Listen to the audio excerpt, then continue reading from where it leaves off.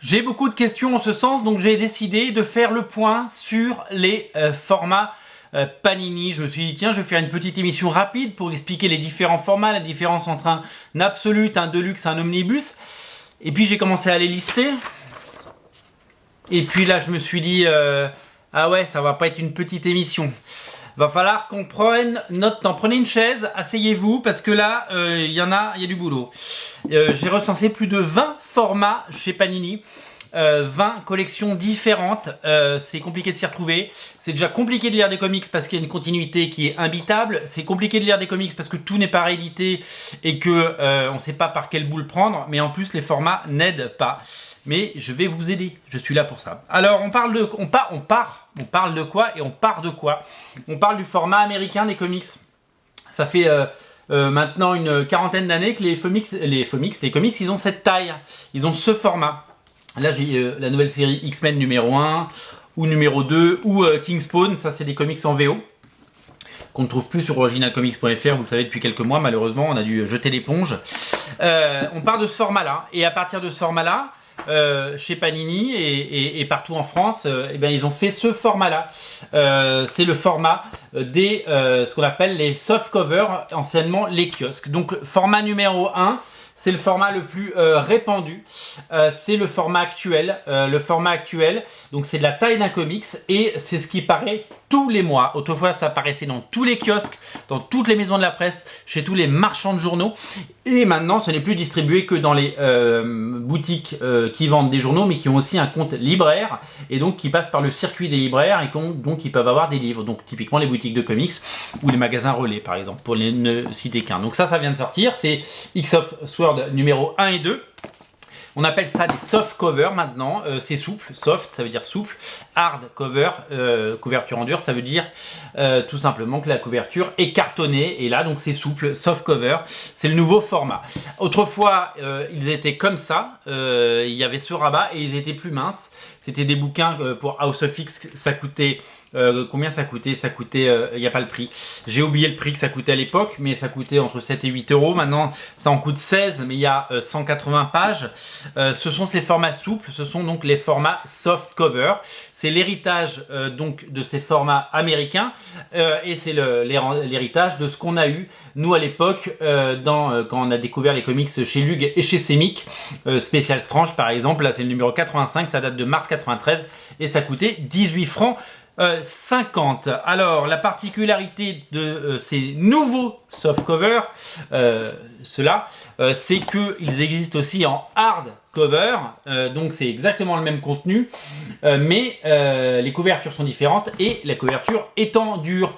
Et ça rejoint la collection 100% dont on va parler tout de suite avec cet habillage. Donc c'est là la première chose un peu compliquée de notre histoire, c'est que les soft covers deviennent des hard covers et comme le mot hard cover n'est pas utilisé en France, eh bien les hard covers s'appellent des 100%. Les 100% c'est quoi? Les 100% c'est la collection star de Panini Comics, c'est tout simplement les rééditions de ce qui a été publié autrefois en softcover. Typiquement le Amazing Spider-Man tome 1 de Nick Spencer et Ryan Otley, donc la dernière série en date, ce qu'on appelait la série Fresh Start. La dernière série, on va le mettre à l'endroit, enfin il était à l'endroit. La dernière série a été publiée d'abord en kiosque, donc en softcover, donc plutôt dans ce format-là, puis est édité en plusieurs tomes en dur, ce qui permet là de collecter plusieurs épisodes. Nous avons notamment les épisodes ici 1 à 5, ils sont là, ils sont ici, ils sont devant vous. Je regarde derrière moi pour vous montrer à quoi ressemblaient les soft covers avant, et bien les 100% avant. Eh bien, je les ai pas là parce que je ne sais pas où ils sont. Je pensais que c'était derrière moi, je les ai oubliés. Avant, ils étaient souples et ça coûtait 10 balles. Maintenant, ça coûte plutôt 15, 16, 17. Voilà. Donc, par exemple, donc ce tome 1, ça c'est le format 100%. Donc, vous avez bien vu, quand les soft covers deviennent des hardcovers, ça devient des 100%. Et quand ils rééditent les séries des soft covers il les réédite en 100%. C'est déjà compliqué, on n'en est qu'à 4 minutes et on n'a fait que 2 formats. Je sais, c'est compliqué. Alors, il y a plein d'autres formats. Ils font tous souvent la même taille et ils ont à peu près le même habillage. Regardez, donc ça, c'est un 100%. C'est à côté, même taille, même habillage, mais dos en noir. Alors, les 100%, pendant longtemps, ils ont un dos gris, mais ils ont arrêté. Maintenant, le dos est blanc. Vous pouvez pas vous rater. Ils ont arrêté le dos gris, c'était affreux. Black Widow, par exemple, qui est sorti, l'intégrale Black Widow, qui a été réédité, si je ne m'abuse, parce que ça a été un carton total. Série de J.J. Jones, Greg Rucka et Devin Grayson à lire d'urgence. Eh bien, c'est le même format, mais là, on est sur des rééditions anciennes. Donc, il les réédite dans une collection qui s'appelle Best Of. Ça, c'est un Best Of. Voilà, et donc c'est un bouquin que vous pouvez trouver en librairie, chez nous, un peu partout. La collection Best Of, il y a plein de titres différents, il y a du X-Men, il y a la série 1985 de Mark Millar, il y a plein de choses à découvrir. Donc ça, c'est une collection qui a plusieurs titres, et elle a fait des petits, la collection Best Of, puisqu'ils ont créé la collection Best Of Must Have. Même habillage, noir, rouge. Voilà, on est sur le même habillage, sauf que vous avez le bandeau. La particularité de la catégorie Best of Must Have, c'est que Must Have est écrit, vous ne pouvez pas le rater. Bon, regardez, vous le voyez, marqué Must Have. Et que les Must Have, ce sont des rééditions de très grands classiques à 15 balles. Donc vous avez une histoire complète à chaque fois pour 15 ou 20, parce qu'il y en a des plus gros à 20 balles, mais la plupart sont à 15. Et là, vous avez par exemple les 5 ou 6 premiers épisodes de la série Spider-Man de Straczynski et John Romita Jr. qui date du début des années 2000. Eh bien, vous pouvez la lire et la découvrir à petit prix. Donc, on est sur le même format que les 100%. Alors, les 100% rééditent les choses récentes, on a dit. Et là, ça réédite des classiques. Dans la collection donc Best Of et à petit prix Best Of Must Have. Vous avez compris ? Cool. Alors, dans ce format-là, il y a plein d'autres collections dans ce format-là. Il y a notamment une collection qui n'est plus exploitée pour le moment, peut-être qu'elle reviendra. C'était la collection Marvel Events, donc même format que les 100% et que les best-of. Ça rentre nickel dans les étagères. Couverture en dur et c'était réédition de classique. Ça sortait en coffret Events parce qu'il y avait 5 comics. Donc c'était 5 histoires cultes des X-Men, 5 histoires cultes des Avengers. Il y avait marqué Events ici et le dos était blanc comme vous pouvez le voir. Donc par exemple Inferno que j'ai voulu avoir en version française, moi je l'ai pris dans cette collection. Toujours dans la même taille, il y a la collection Le Printemps des Comics. Alors il y a eu une première saison cette année, il y en aura une deuxième l'année prochaine. Réédition à 5,95 €, 2 comics classiques. C'est une opération marketing, c'est une opération de découverte pour faire découvrir des comics classiques à petit prix, des bonnes histoires.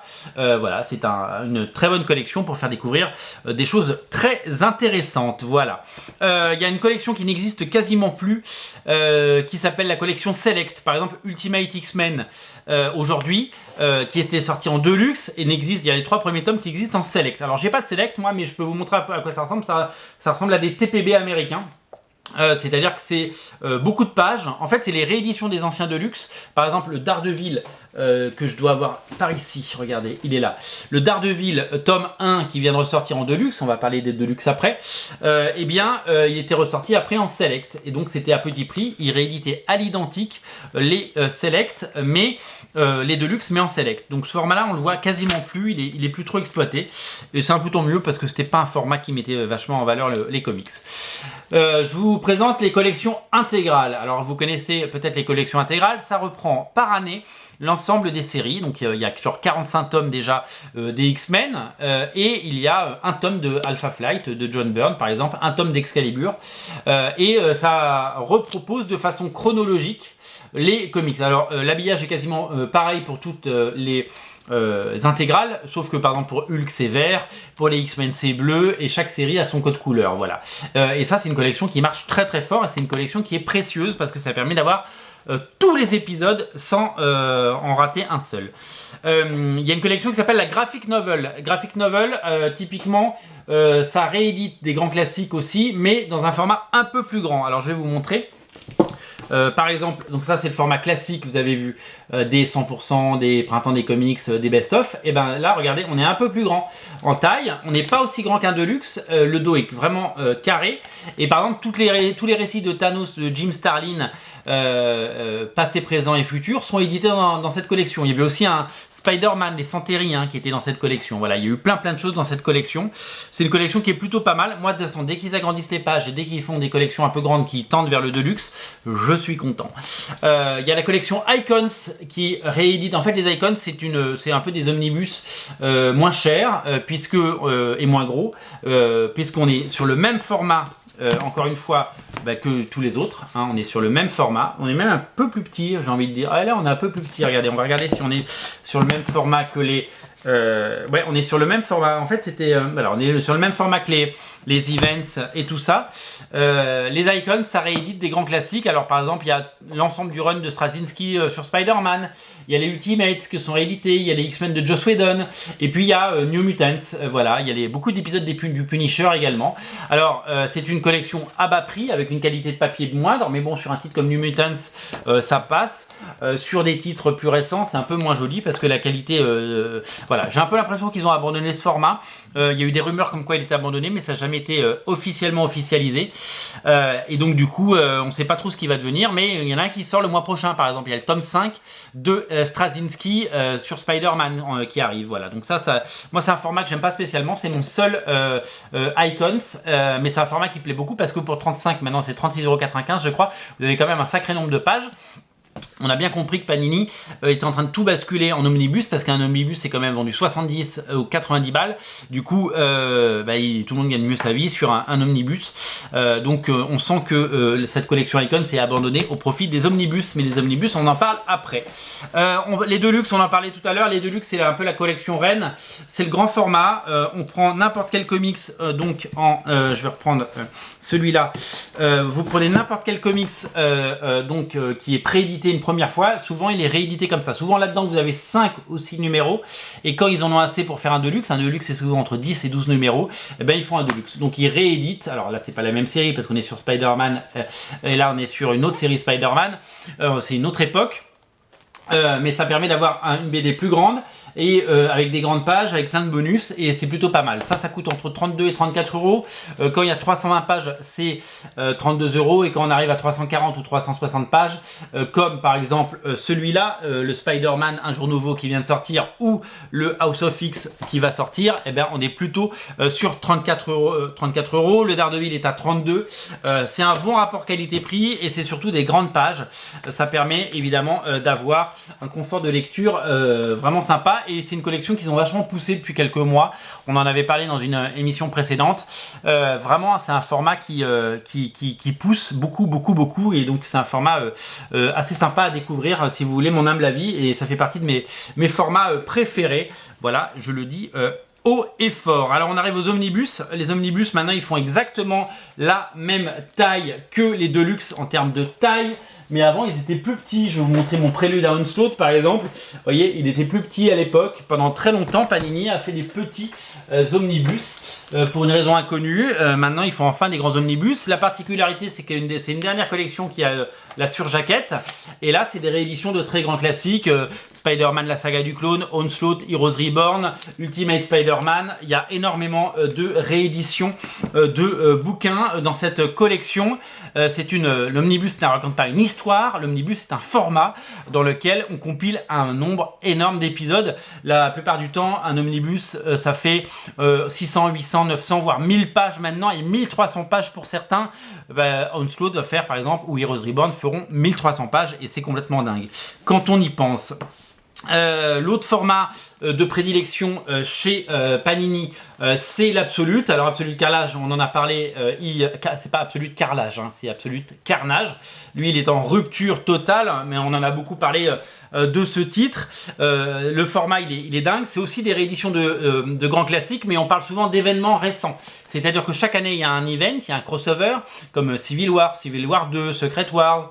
Ils sont réédités dans ce format-là, qui est le plus gros format. Ça coûte à peu près 75 balles. Habituellement, c'est entre 500 et 600 pages. Mais là, il y a eu une exception avec un truc de 880 pages, avec une petite erreur, parce que regardez, le bouquin était plus petit que le coffret, et ce qui fait que certains d'entre vous l'ont reçu abîmé. Et ça, c'est pas cool. Le prochain qui sort, c'est Absolute X-Men. House of X Power of 10 qui sort le 6 octobre, et après il y en a un autre qui sort en décembre, c'est Spider-Verse, et celui-là il va être super cool. Alors on a plein d'autres collections à vous montrer, parce que des collections ça ne manque pas chez Panini. Il y a par exemple la récente collection Giant Size qui fait des comics pour le coup géants. Regardez la taille, la différence de taille. Donc là c'est les X-Men qui sont réédités, mais il y a eu Elektra, ou il y a eu Magneto le Testament. C'est une collection qui repropose en très grand format des sagas cultes, voilà, donc ça coûte 26 € et c'est plutôt pas mal. Et il y a une collection assez bizarre qui n'a pas de nom, j'ai pas trouvé le nom de cette collection qui vient de sortir. Je pensais que ça allait sortir dans cette collection, mais pas du tout. Ça, par exemple, Wolverine Black, White and Blood, c'est sorti, c'est la même chose, mais en souple, voilà, avec un rabat. Non, il n'y a pas de rabat d'ailleurs, je pensais qu'il y avait un rabat. C'est une collection qui cartonne, mais c'est une nouvelle collection, c'est pareil, c'est 26 € le tome, sauf que c'est un format souple, donc je connais pas le nom. Si vous avez le nom de la collection de Wolverine, dites-le moi. Alors, il y a des collections pour les enfants également, qui existent. Il y a la nouvelle collection Marvel Kids, qui a plusieurs formats. Il y a celui-là en dur avec des BD, c'est vraiment format BD là, on est vraiment sur du format BD avec des sagas. D'ailleurs il y a une promotion en ce moment, vous avez 2 tomes pour le prix d'un, et faut en profiter. Il y a Spider-Man, les Avengers. Ça c'est une collection pour les enfants, c'est un peu une collection ce que j'appelle de supermarché, c'est-à-dire que ça permet aux gamins qui regardent les dessins animés sur Disney+, quand ils vont faire leurs courses avec leurs parents, ils disent papa je veux un Spider-Man, et ben voilà, on peut offrir un Spider-Man. Pour info, mes enfants adorent, ils ont 5 et 10 ans, ils adorent cette collection, surtout le petit. Le grand commence à aller vers des collections un petit peu plus intéressantes, mais le petit à 5 ans c'est parfait si vous voulez faire des cadeaux, c'est pas mal. Il y a la collection Next Gen qui cartonne aussi depuis quelques temps. Ça permet d'avoir des récits complets pour un public plus jeune à 10,95 €. Alors là le format peut changer, le prix reste tout le temps unique chez Panini, mais regardez, on n'a pas du tout le même nombre de pages, mais les deux coûtent 10,95 €. Donc ça c'est un original graphic novel par des auteurs qui s'appellent Justin Reynolds et Pablo León. C'est un peu une création. Là, ce sont des rééditions. C'est peut-être pour ça que ça coûte moins cher. D'épisodes de Groot et Rocket pour 10,95 €. C'est un prix unique. Il y a aussi du Miles Morales. Il y a plein de séries comme ça qui sont rééditées dans ce format. Il y a un nouveau format que j'ai pas avec moi qui s'appelle le Marvel Verse. Ce sont des petites anthologies à 6,95 €. On en avait parlé. On avait parlé notamment celui consacré à Wanda et Vision. Il y en a à chaque fois qu'il y a une série Disney+, ils en sortent un. Il y a eu Loki, il va y avoir Hawkeye évidemment. Donc c'est un format qui marche plutôt pas mal, qui vous permet pour moins de 7 € d'avoir un aperçu de ce que sont les comics pour ceux qui découvrent les comics à travers les séries Disney+, ou à travers les films. Il y en a eu un sur Black Widow notamment, il va y en avoir un sur les Eternals. Il y a une série dont j'en ai pas du tout, donc je peux pas vous le montrer, c'est la série Je suis. Ce sont les anthologies, ce sont des grandes anthologies, des gros pavés façon urbaine, qui ressemble un petit peu à ça, mais en plus grand format avec un peu moins de pages. Et vous trouvez je suis Iron Man, je suis les Avengers, je suis Venom, enfin nous sommes Venom, nous sommes les X-Men, nous sommes les Avengers, je suis Daredevil, je suis etc. Ça s'appelle à chaque fois je suis ou nous sommes, et ce sont des intégrales. Voilà pour les formats. Comme vous pouvez le voir, il y en a pour tous les goûts. J'espère avoir été clair. En tout cas, je sais pas si ça va vous aider à mieux comprendre. En tout cas, la richesse des formats fait aussi la particularité de Panini. Il y a beaucoup de collections, il y a beaucoup de formats, et c'est assez dingue de se dire qu'il y en a autant. Mais si vous allez en librairie, il y a beaucoup aussi, chaque éditeur propose des livres dans toutes les tailles, et il n'y a pas de bouquins qui se ressemblent, donc finalement c'est quand même assez voilà, c'est compliqué, mais c'est la vie. Peut-être qu'il faudrait réduire le nombre de collections. D'ailleurs certaines sont un petit peu mortes, hein, comme le Select ou comme les Icons qui sont en train de disparaître, mais voilà, j'espère vous avoir pu éclairer votre lanterne. Le tout est à découvrir sur originalcomics.fr, bien entendu. Continuez à lire des comics, et si vous avez des questions, on y répondra. Salut!